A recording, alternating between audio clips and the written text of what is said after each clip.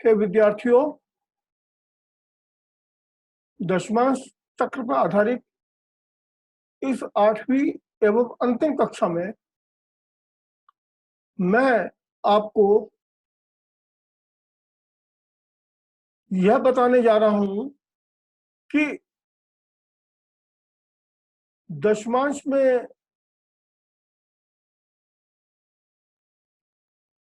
बनने वाले रूचक आदि योग, जैसे रूचक योग, शश योग आदि जो ये योग बनते हैं, पंच महापुरुष योग, ये किस तरह कार्य करते हैं, ये आज का विषय है। आपसे अपेक्षा है कि जरा ध्यान से समझें। आज मैं स्वामी विवेकानंद के गुरु श्री रामकृष्ण परमहंस के दशमांश चक्र को की विवेचना करने जा रहा हूं।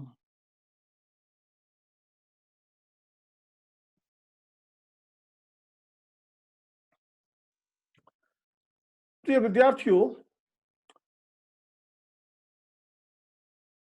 श्री रामकृष्ण परमहंस कुंभ लग्न में उत्पन्न हुए थे और शनि उनका में उच्च के एवं वक्री।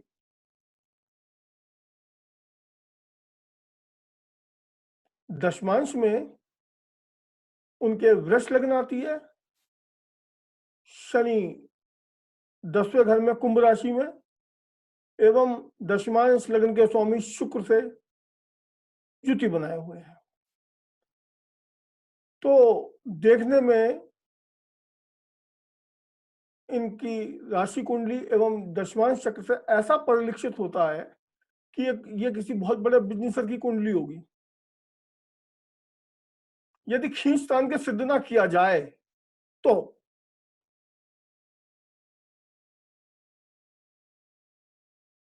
लेकिन ज्योतिष में कोई कार्य खींचतान के नहीं होता है।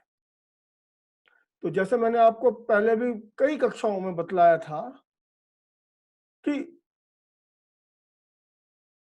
जो दशमांश है वो कर्म फल दर्शाता है। तो ये जानना जरूरी है कि जो शनि है, क्योंकि दशमांश में दशमांश के 10वें घर का स्वामियों के 10वें घर में बैठ के रूचक योग माफ कीजिए शश योग बनाए हुए हैं। तो शनि उनके व्यक्तित्व को, खासकर जो उनके दिखने वाले व्यक्तित्व को बतलाता है। लेकिन शनि इन्हें क्या दे रहा है जो इनके कर्म फल में भी दिग्दर्शित हो रहा है? तो शनि का विचार वहां से करना पड़ेगा, अन्यथा राशि चक्र भ्रामकता ही उत्पन्न होगी। तो इस विचार को करने के लिए भांश चक्र, जो कि व्यक्ति के व्यक्तित्व को दर्शाता है, उसका अध्ययन करना परमावश्यक है। मैंने यह भांश चक्र एवं राशि चक्र नहीं दिया है, तो भांश चक्र को मैं मौखिक ही आपको बतलाता हूं।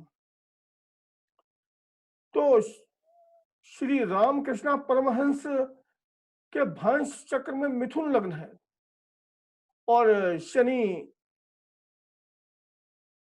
5वें घर में उच्च के पड़े, और यहां ये यमकंटक से ग्रस्त है। तो शनि में विलक्षण प्रतिभा इन्हें दे दी है, क्योंकि उपग्रह के प्रभाव में है। अब दूसरी तरफ आप देखिए, कुछ समय साल समझ लो, मैंने एक आर्टिकल लिखा था, नो योर स्पिरिचुअलिटी, ऐसा ही कोई आर्टिकल था।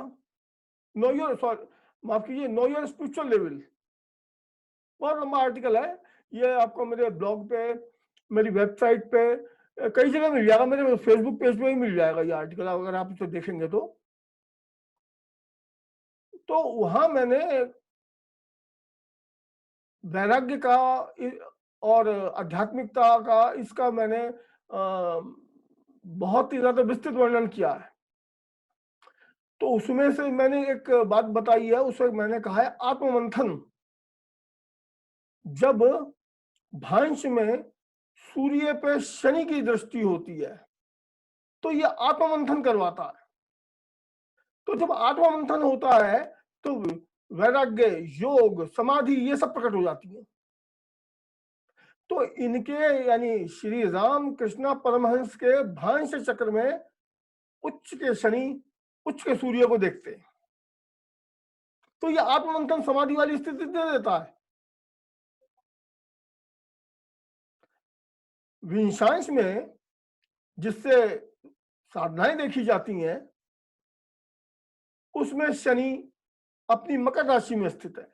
तो शनि ने भौतिक सुख की जगह आध्यात्मिक विषयों में महारत दे रहा है, आध्यात्मिक।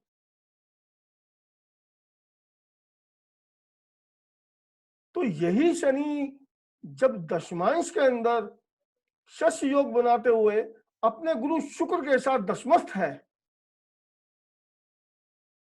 तो यह वैराग्य की पराकाष्ठा दे देगा और क्या करेगा, कर्म फल के रूप में ये जातक को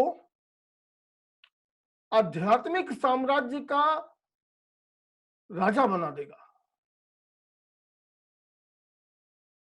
और ये आज भी पूर्ण सत्य है। आइए जरा एक बार पुनः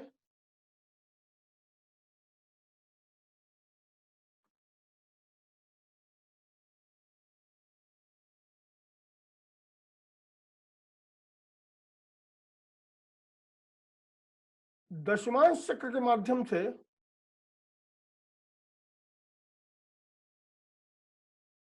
श्री रामकृष्ण परमहंस के बारे में विवेचना करें। अब शुक्र शनि 10वें घर में है, ये तो हमने बता दिया आपको। लेकिन जब सर्वाष्टक देखते हैं तो सर्वाष्टक वर्ग में दशमांश के, यहां दशमांश को ले रहा हूं मैं और कोई ले ही नहीं रहा, तो दशमांश के सर्वाष्टक वर्ग में 35 शुभ रेखाएं विद्यमान है, जो अन्य किसी भी राशि में जो दशमांश में है उसमें सबसे अधिक है, सर्वाधिक है। और यहां पे शनि ने अपने अष्टक वर्ग में 6 शुभ रेखाएं दी हैं, जो कम से कम 4 रेखाओं से 2 शुभ रेखाएं अधिक है। तो इससे यह सिद्ध हो जाता है कि शनि ने दशमांश में पड़ने वाले शस्य योग का परिणाम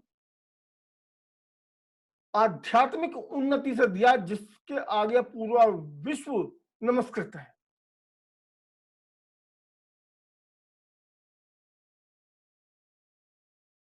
प्रिय विद्यार्थियों, चूंकि आज ये दशमांश पे अंतिम कक्षा है, मैं आशा करता हूं आपको ये 8 कक्षाएं अच्छी लगी होंगी तथा आपका ज्ञानवर्धन हुआ होगा।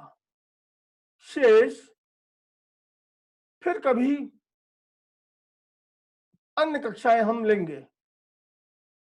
तो इसके साथ ही मैं आज की 8वीं एवं अंत दशमांश पर समाप्त करता हूं।